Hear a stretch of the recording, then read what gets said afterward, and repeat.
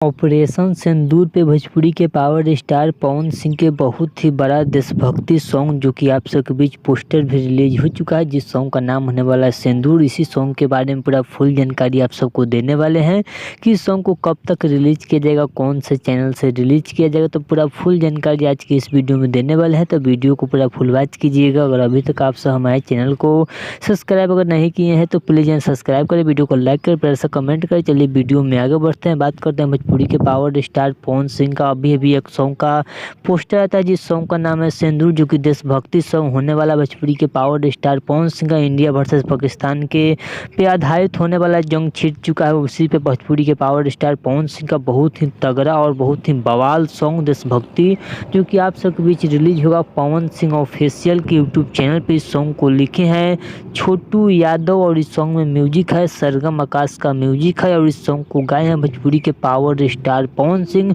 जो कि power star Pawan Singh का इस सॉन्ग में जो कि डायलॉग भी आप सबको सुनने को मिलेगा, जो कि डायलॉग काफ़ी तेज़ी से इंस्टाग्राम पर भी धमाल मचाने वाला। जो भी भोजपुरी के पावर स्टार पवन सिंह का देशभक्ति सॉन्ग होता है वो काफ़ी खतरनाक वाला सॉन्ग होता है, जो कि आप सबके बीच इस सॉन्ग को कल किसी भी समय पवन सिंह ऑफिशियल के यूट्यूब चैनल पर रिलीज कर दिया जाएगा।